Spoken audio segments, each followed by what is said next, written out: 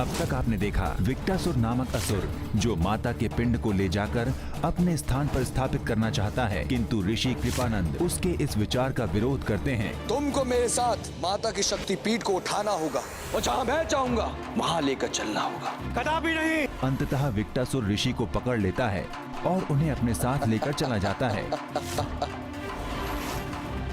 भैरव उन्हें ढूंढने का प्रयास करते हैं, जहां उनकी भेंट राजपुरोहित से होती है, जो विक्टासुर के बारे में बताते हैं कि उसने इस क्षेत्र की राजकुमारी मधुरिका को अपने मायाजाल में फंसा लिया है। वो उनसे विवाह करना चाहता है। दूसरी तरफ विक्टासुर ऋषि कृपानंद को प्रताड़ित करता है ताकि वो माता के पिंड को उसके मनचाहे स्थान पर स्थापित कर सके। भैरव राजपुरोहित की मदद से कृपानंद तक पहुंच जाते हैं और उन्हें विक्टासुर से मुक्त करते हैं। उधर माता के पिंड के पास कृपानंद के भेष में ऋषि विद्यमान हैं, जिसे देख भैरव आश्चर्यचकित हो जाते हैं कि ये कैसे संभव है। अब आगे हमें माता के इस पिंड को यहाँ से ले जाना होगा और वहाँ स्थापित करना होगा जहाँ विक्टासुर चाहते हैं। चलिए शीघ्र कीजिए, ले चलिए माता के इस पिंड को। रुक जाओ।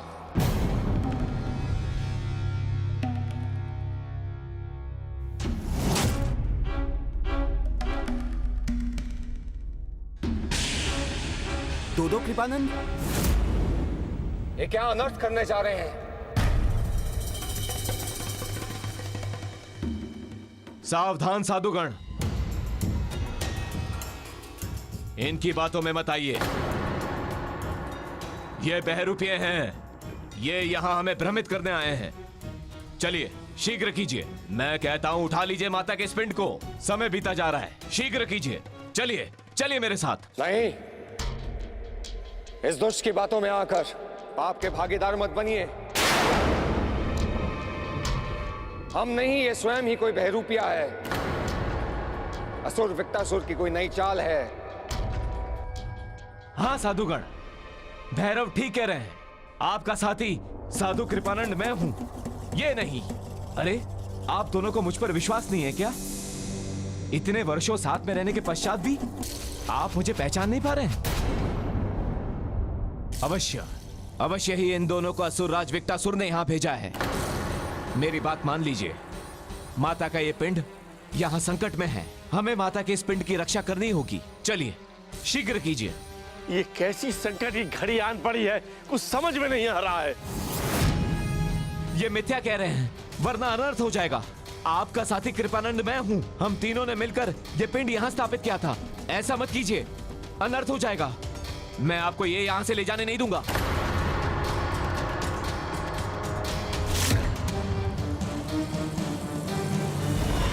मैं हार नहीं मानूंगा।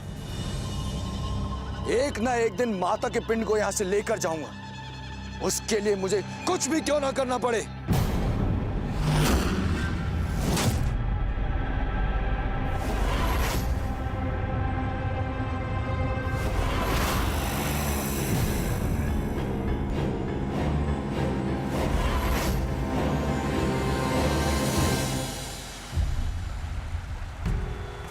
माते, ये दुष्ट असुर विक्टासुर तो अपनी माया से दोनों साधु को बंधक बनाकर यहां से ले गया है।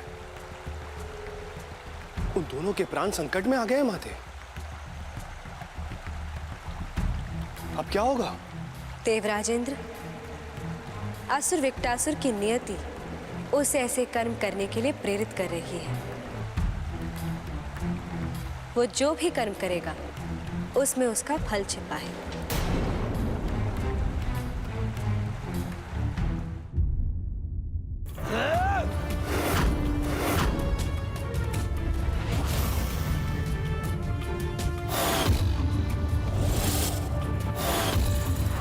तुम दोनों ने माता का पिंड उठाने में देरी कर दी, नहीं तो मैं अपनी योजना में सफल हो जाता। भैरव ने मेरी सारी योजना विफल कर दी। भैरव ने बहुत अच्छा किया, उसके आने से तुम्हारा सत्य सामने आ गया, अन्यथा हम तुम्हारे पाप के भागीदार बन जाते। ये तो माता की कृपा है कि हम तुम्हारे पाप के भागीदार नहीं बने। और विक्टासुर, तुम ये बात मान कर चलो कि माता की पीठ यहाँ लाने का सपना तुम्हारा कभी पूरा नहीं होगा। चुप रहो तुम दोनों। मेरे सोचे सारे कार्य पूर्ण होंगे।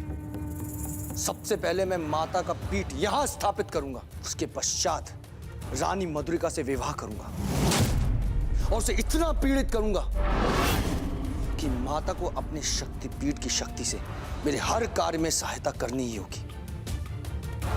समझे? तो अब ये बताओ कि मेरी इस योजना में तुम दोनों मेरे साथ हो या नहीं? वृत्तासुर, तुम चाहे हमारे प्राण ले लो, लेकिन हम तुम्हारी इस अनैतिक अराजक कार्यों में कोई सहायता नहीं करेंगे। ओह, तो तुम दोनों और कृपानंद की सोच में ज्यादा अंतर नहीं है। तो कोई बात नहीं, मैं तुम्हें तुम्हारे जीवन से ही मुक्त कर देता हूं।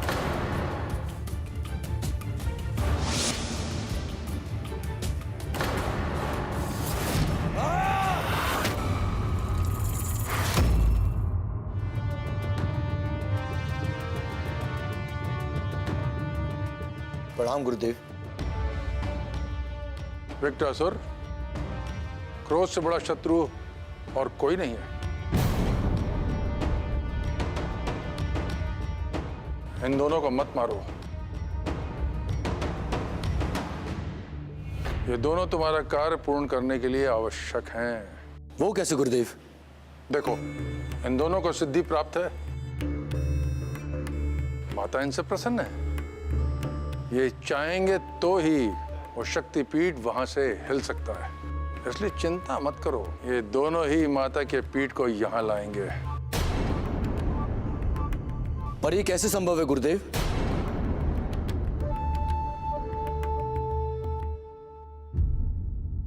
भैरव, बात चिंताजनक है क्योंकि संकट अब भी टला नहीं है। असुर विक्टासुर उन दोनों साधुओं को अपना बंदी बनाकर ले गया है। अब वो उसके बंदी है, वो उनके साथ कुछ भी कर सकता है। माता, इस बार तो वो बच गया, परंतु मैं उसे शीघ्र ही खोजकर उसका वध कर दूंगा। हे भैरव, असुर विक्टासुर का वध करना इतना सरल कार्य नहीं है। उस तक पहुंचना एक कठिन डगर है। मुझे मार्ग दिखाइए, मार्गदर्शन कीजिए मेरा। मार्ग की कठिनाइयों को मैं आपके आशीर्वाद से जूझ लूंगा।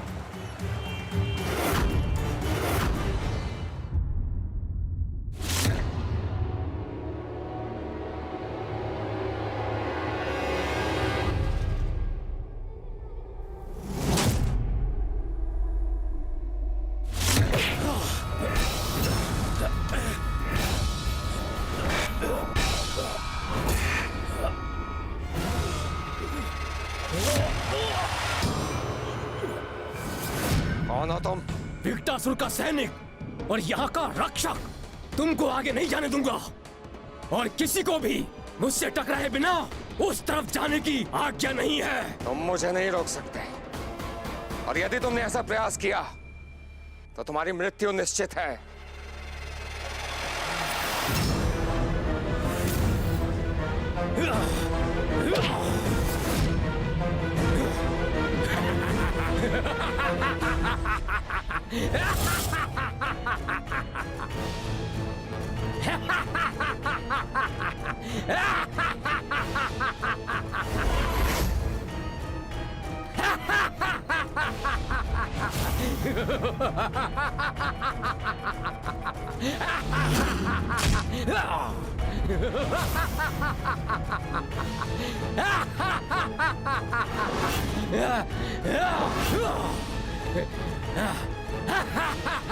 सुंदरानंद भैरव, इसका वध ऐसे करना संभव नहीं है। इसके दाहिने कंधे पर वार कीजिए, तुरंत।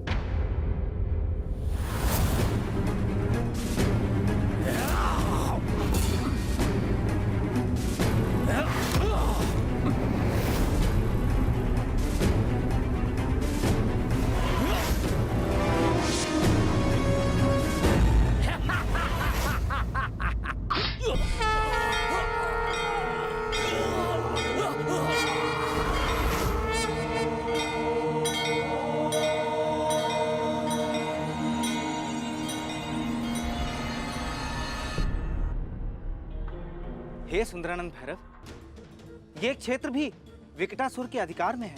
इसके आगे जाने पर आपको इसी तरह की बाधाओं का सामना करना पड़ेगा।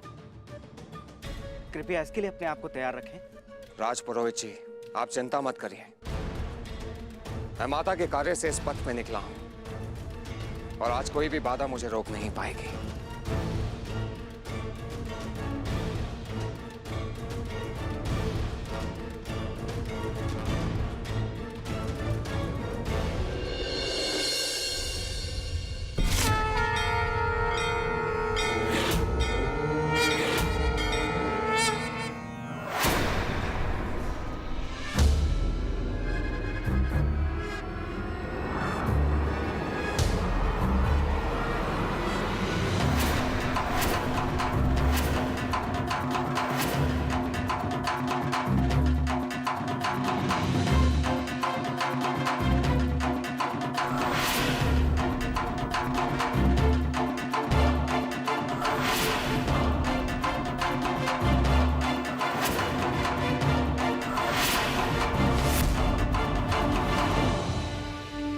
कौन हो तुम? माता श्री सुंदरी का रक्षक भैरव सुंदरानंद। मैं ये कैसे मान लूं कि तुम भैरव हो? ये मायालोक है। यहाँ का स्वामी मैं हूं, मैं यक्ष। वैसे तुम यहाँ क्यों आए हो?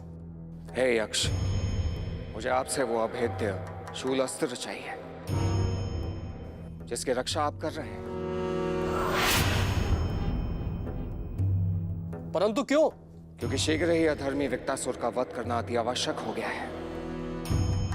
धरा पर उसके पाप बढ़ते ही जा रहे हैं। यह असंभव है, ऐसा नहीं हो सकता। मैं किसी भी अज्ञात हाथों में अभेद्य शूल अस्त्र नहीं दे सकता। तुम कहते हो कि तुम माता के भक्त और शक्तिपीठ के रक्षक भैरव हो। मैं ये भी नहीं मान सकता, क्योंकि ये एक रहस्यमय लोक है। या सत्य को जानना और सच को पहचानना बहुत ही कठिन कार्य है।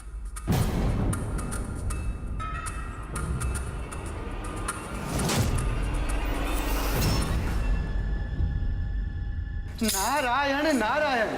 माता, अब भैरव यक्ष के सामने कैसे सिद्ध कर पाएंगे कि वो कौन है? देवर्षि, माता की पीठ का रक्षक होना एक महत्वपूर्ण कार्य है, एक बहुत बड़ा दायित्व है जो माता के भक्तों को उनके विश्वास की डोर से बांधे हुए हैं। उसी विश्वास के कारण भैरव वहां पर गए हैं। देखिए, सुंदरानंद भैरव अब क्या करते हैं।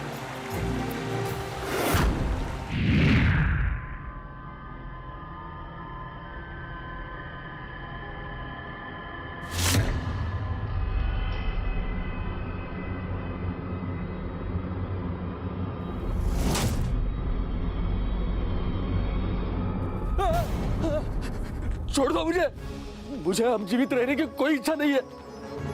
छोड़ दो। शांत हो जाइए, शांत हो जाइए। असमय जीवन को समाप्त करना महापाप होता है।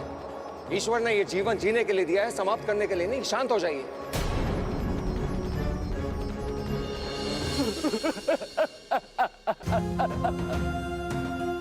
मुझ में अब जीने की कोई इच्छा नहीं बची है। मैं इसी वक्त अपना जीवन समाप्त करना चाहता हूँ। ऐसा क्या हुआ है आपके साथ जो आप अपना अमूल्य जीवन समाप्त करना चाहते हैं? बताइए। कभी कभी अपने मन की बात दूसरे से कहने से समस्या का हल निकल सकता है। शांत रहिए आप मुझे अपनी समस्या बता सकते हैं। संभवतः मैं आपकी कोई सहायता कर सकता हूँ। मैं एक निर्धन व्यक्ति हूँ। मैंने अपने जीवन में धन अर्जित करने के लिए कभी भी कोई अनुचित कार्य नहीं किया है, पर इसके विपरीत मेरा पुत्र अपना धन कमाने के लिए हर दिन कोई ना कोई अनुचित कार्य कर रहा है। इससे उसके पाप कम होने के बजाय बढ़ते ही चले जा रहे हैं। मैंने उसे बहुत समझाया, पर वो मेरी बात नहीं मानता है। उसको तो अपने कर्मों पर अभिमान है। इससे ही व्यतीत होके मैं अपने प्राणों के त्याग करने आया हूँ।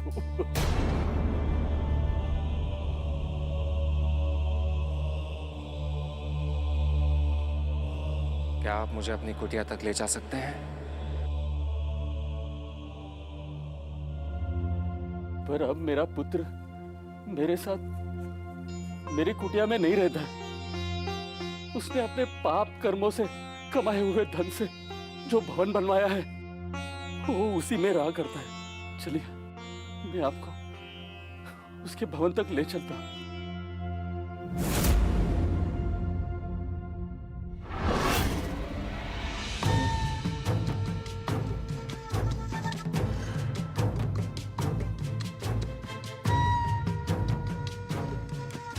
अंतिम चेतावनी दे रहा हूं, बता दो मुझे तुम्हारा धन कहां है, अन्यथा इसी क्षण अपने प्राण खो दोगे। बताओ धन कहां है? मुझे जाने दो, मेरे पास बहुत कम धन है जो परदेश में वर्षों श्रम कर मैंने कमाया है।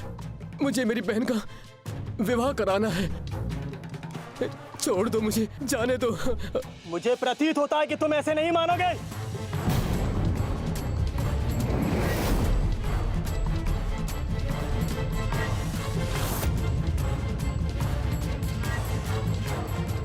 रुक जाओ मित्र।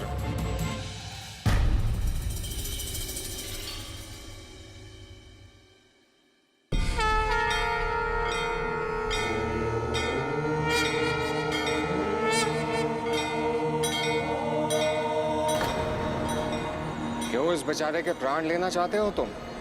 छोड़ दो उसे। कौन हो तुम? अवश्य बताऊंगा, परंतु सबसे पहले तुम मुझे यह बताओ, ये अपराध क्यों करते हो तुम? मुझे प्रत्येक कार्य करने से सुख की अनुभूति होती है, धन की प्राप्ति होती है। मेरे बल के आगे सब लोग निर्बल हो जाते हैं। मुझे अपनी शक्ति पे अभिमान है।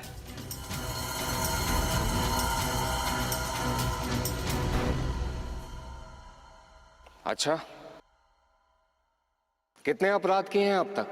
इतने कि आप गिनते रह जाओगे। तो गिन के बताओ। पाप के लिए एक पत्थर बना के रखो। चलो द्वार पर।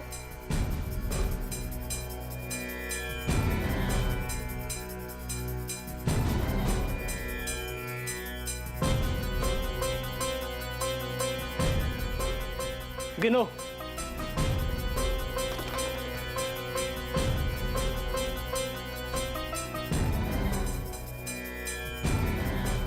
एक,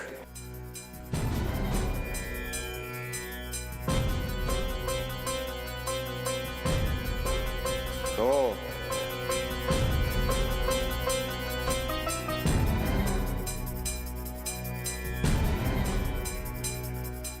तीन,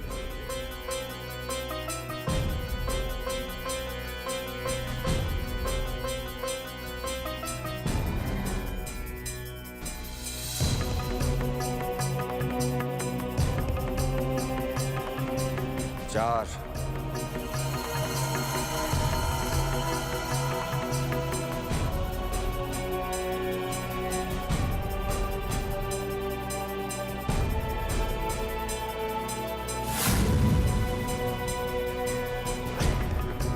पच्चीस,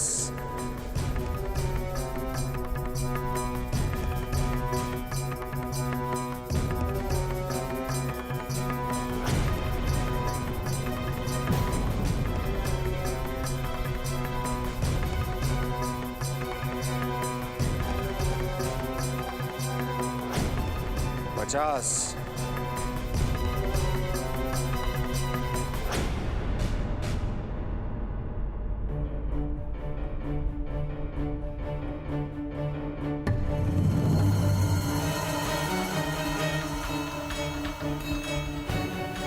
नब्बे,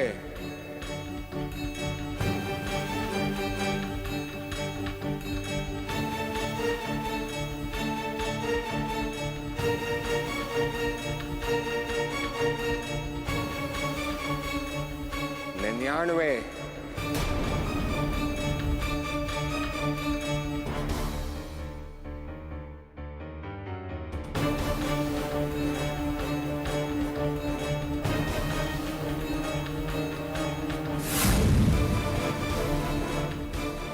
सौवा, ये मेरा 100वां अपराध है। इतने सारे अपराध किए हैं मैंने, और हर अपराध मेरे वीरता का प्रमाण है। अपराध से मेरे द्वार का भवन भी बंद हो गया। मेरे मन में जो आया मैं वही करूंगा, धन का ढेर लगा दूंगा, और आगे भी वही करूंगा जो मेरे मन को अच्छा लगेगा। अब तुम जाओ यहां से, अन्यथा ये तीर तुम पर छोड़ दूंगा।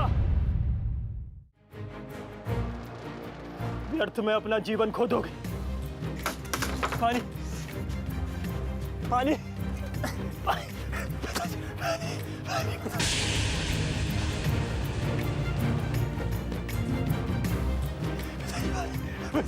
पिताजी, भवन से पानी ले आइए। पिताजी, पिता, हाँ बेटा, हाँ पिताजी, हाँ बेटे, बेटे रुको।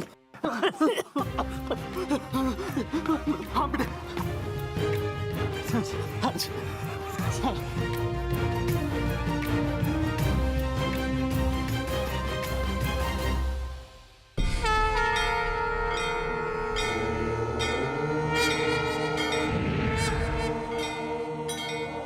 हाँ बेटा, बेटा रुक, अभी ला।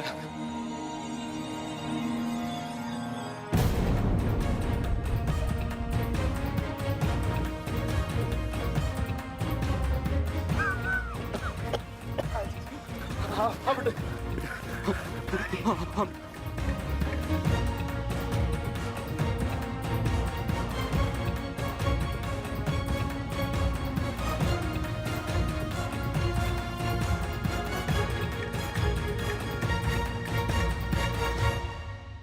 देखा तुमने कि आज तुम्हारे पाप इतने भारी हो गए कि जब तुमने उन्हें हटाकर अपने जीवन को बचाने का प्रयास किया तो वही तुम्हारे जीवन के आड़े आ गए। उन्होंने तुम्हारे लिए रास्ता भी नहीं छोड़ा और ना ही तुम्हारे जीवन को बचाने में सहायक हुए। पाप के कार्यों ने ही तुम्हारे जीवन को संकट में डाल दिया। अब भी सोच लो कि आगे तुम और कितने पाप करोगे और अपने जीवन को संकट में डालोगे। मुझे क्षमा कीजिए, मुझसे बड़ी भूल हो गई।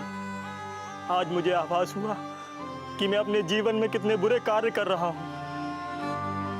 मैं अपने अनुचित कार्यों का त्याग कर दूंगा। पिताजी, पिताजी।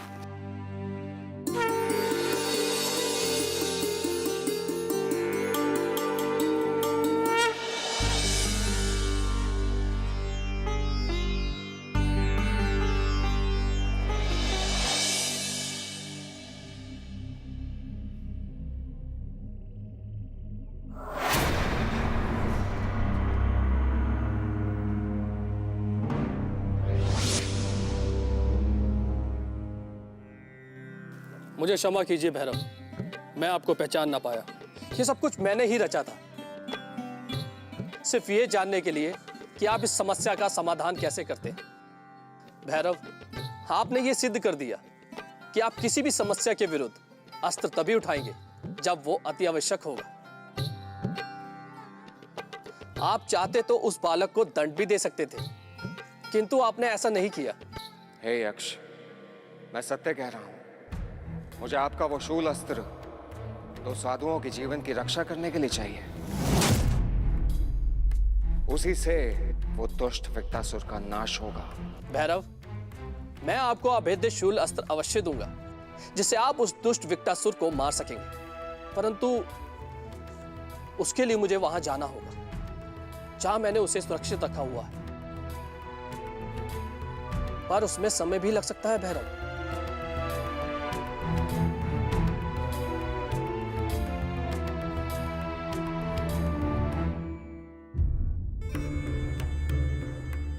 विक्टासुर, चिंता मत करो।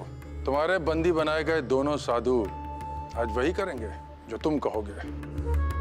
वो माता के पीठ को अवश्य यहाँ लाएंगे, बस तुमको उनकी इंद्रियों को अपने नियंत्रण में करना है। परंतु ये कैसे होगा गुरुदेव?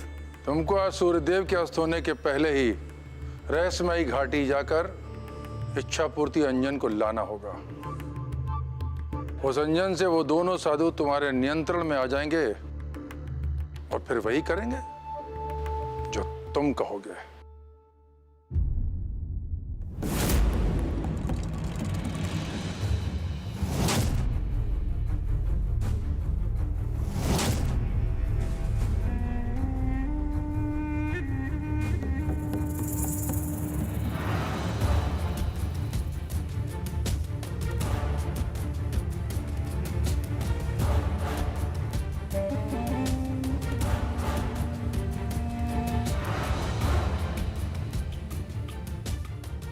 यही वो इच्छा पूर्ति अंजन है जो मेरा कार्य सिद्ध करने में मेरी सहायता करेगा।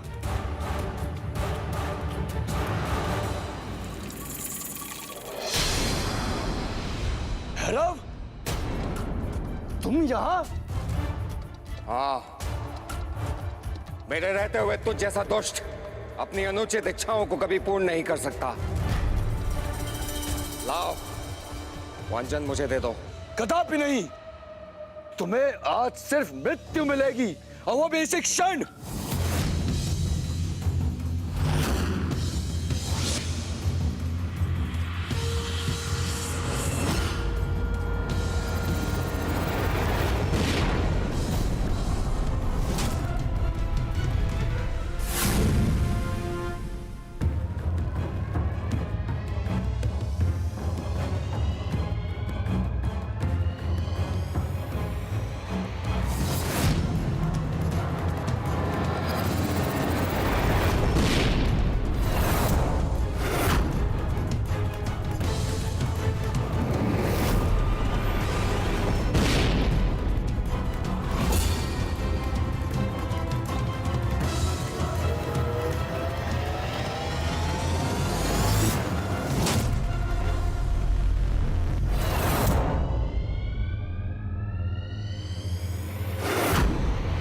कब तक बचते रहोगे मुझसे विक्टासुर? पकड़े गए ना? अब तुम मेरे बंदी हो। भैरव, मैं कहता हूं छोड़ दो मुझे। तुम्हें छोड़ने के लिए ही थोड़ी बंदी बनाया है मैंने। अब तुम सदा के लिए यहाँ बंदी बने रहोगे, इस मायावी घाटी में।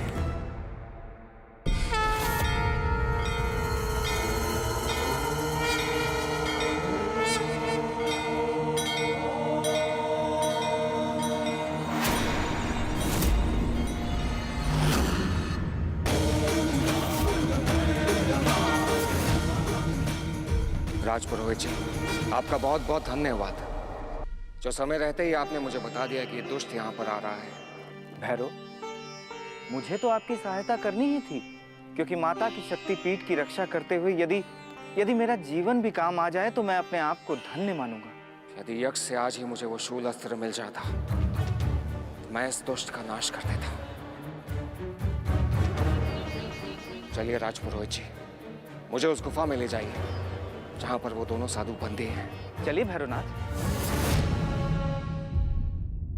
माते, ये तो अत्यंत प्रसन्नता की बात है कि भैरव ने उस दुष्ट असुर विक्टासुर को बंदी बनाकर रहस्यमयी घाटी में फेंक दिया। अब उन दोनों साधुओं को मुक्त करके लाने में भैरव को कोई भी कठिनाइयां नहीं होंगी।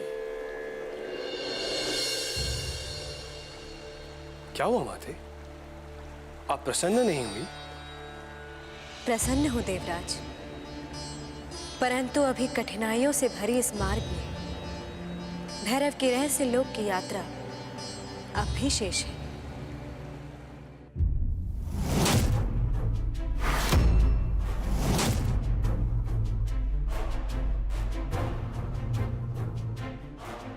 साधु महाराज, साधु महाराज, यहाँ तो कोई नहीं है। कहाँ हैं दोनों साधु? पर वो दोनों तो यहीं बंदी बनाकर रखे गए थे।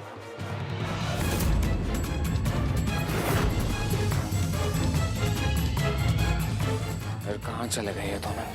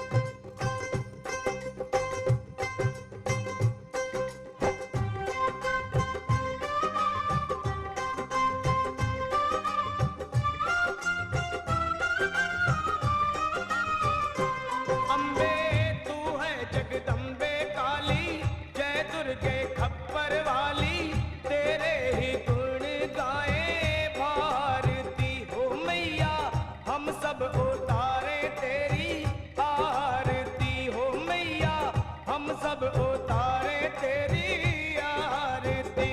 अम्बे तू है जगदम्बे काली, जय दुर्गे खप्पर वाली, तेरे ही गुण गाए भारती हो मैया, हम सब उतारे तेरी आरती।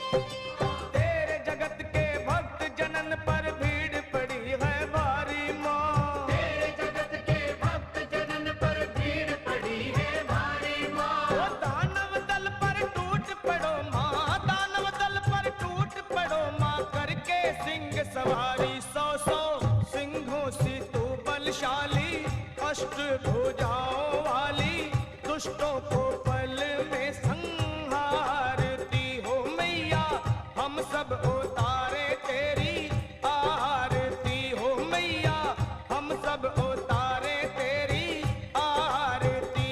अम्बे तू है जगदम्बे काली, जय दुर्गे खप्पर वाली, तेरे ही गुण गाए भारती हो मैया, हम सब उतारे तेरी आरती हो मैया, हम सब उतारे तेरी आरती हो मैया, हम सब उतारे तेरी आरती।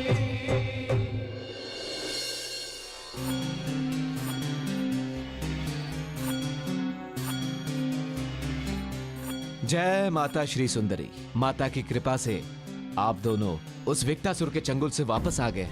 मुझे अत्यंत प्रसन्नता हुई। मैं जानता था माता की कृपा से भैरव आपको मुक्त कराने में अवश्य सफल होंगे। जय माता श्री सुंदरी। कृपानंद,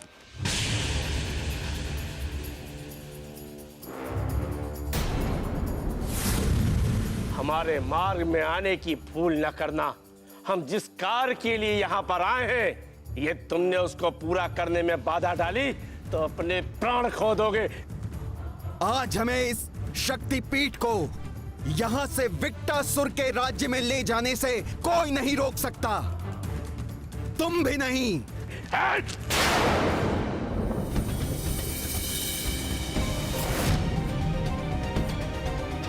रुक जाओ, रुक जाइए। मैं कहता हूं रुक जाइए।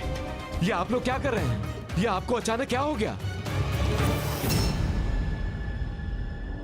तुम ऐसे नहीं मानोगे कृपानंद, हम यहाँ से शक्तिपीठ लेने के लिए आए हैं। जो भी हमारे मार्ग में इसको रोकने के लिए आएगा वो मारा जाएगा। माते, ये दोनों साधु तो विकटासुर के सहयोगी बन गए हैं। अब क्या होगा? किंतु ये उचित नहीं है, महापाप है ये। मैं फिर कह रहा हूं, आज तुम इसी क्षण प्राण खो दोगे।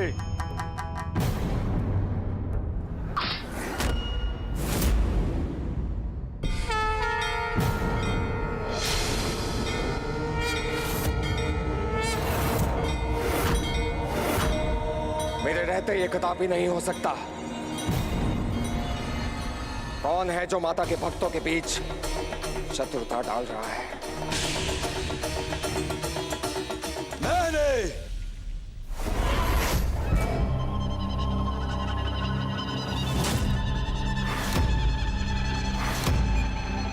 तुम?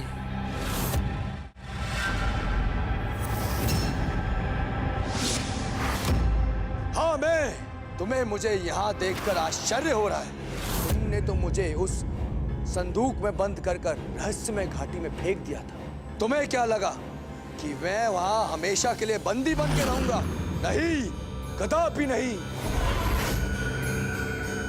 दैत्य गुरु शुक्राचार्य को अपनी दिव्य दृष्टि से मुझ पर आए संकट का ज्ञान हो गया था और उन्होंने आकर अपनी शक्ति से मुझे बंधन मुक्त कर दिया।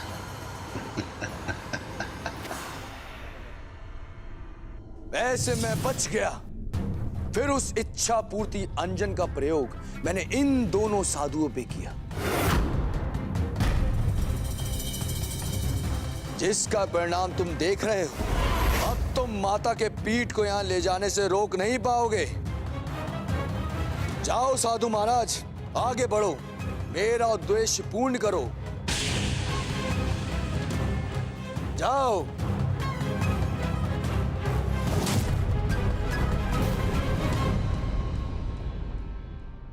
ये कैसा समय आ गया है, जिन हाथों ने माता के इस पिंड की स्थापना की, आज वही हाथ अनर्थ करने जा रहे हैं। मैं अपने आंखों से ऐसा महापाप होते नहीं देख सकता, नहीं देख सकता, नहीं देख सकता मैं।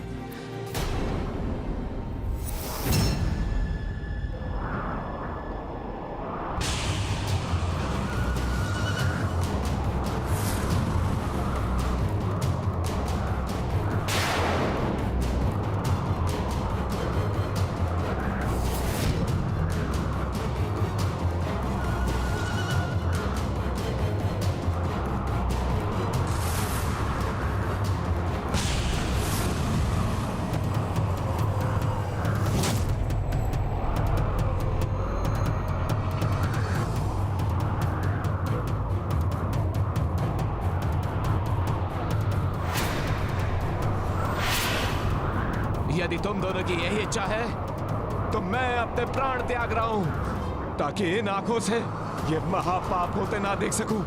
जिन हाथों ने माता के शक्तिपीठ की स्थापना की, जिनका उद्देश्य मानवता की भलाई का है, वही आज मानवता के शत्रु कैसे हो सकते हैं?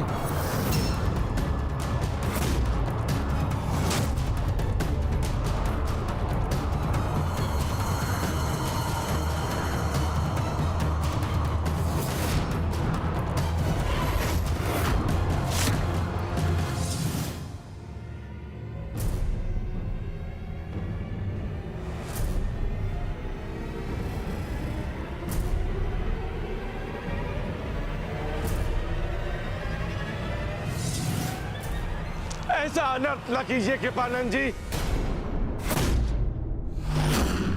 क्षमा कीजिए। हमसे बहुत बड़ी भूल हो गई थी कि हमने आपको ऐसा कहा। न जाने हम क्या और क्यों करने जा रहे हैं। आपने हमको प्राप्त करने से बचा लिया। क्षमा करें कृपानंद जी, क्षमा करिए। क्षमा करें मुनिवर।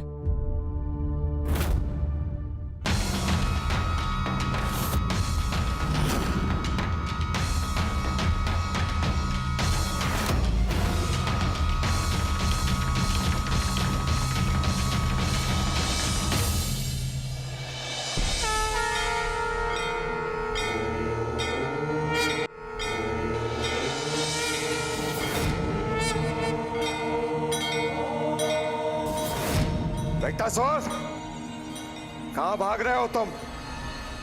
तेरा अंत आज निकट है विक्टासुर। तूने अपने कर्मों को पूर्ण करने के लिए इस दो साधुओं का प्रयोग किया।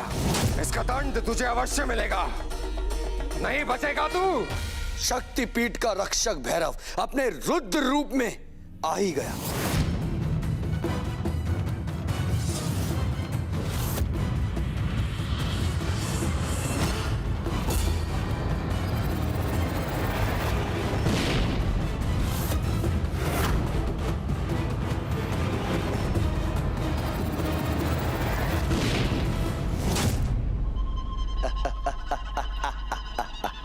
अभी तक नहीं जान पाए? तुम मुझे इस अस्त्र से नहीं मार सकते। मुझे कोई नहीं मार सकता, कोई नहीं।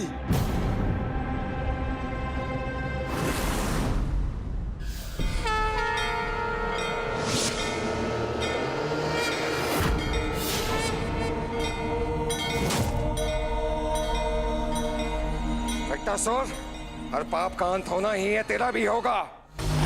ये शूल से तेरे कार्यों का दंड है, तेरी मृत्यु का संदेश है।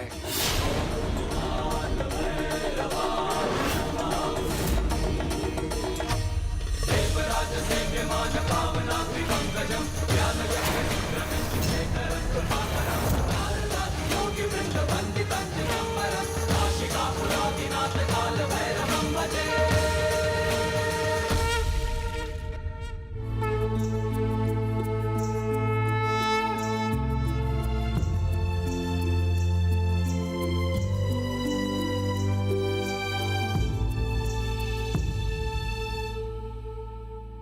इन पहाड़ियों में माता श्री सुंदरी का ये शक्तिपीठ उनके भक्तों की रक्षा करेगा, उनकी समस्या का समाधान कर उनके जीवन को सुखमय बनाएगा।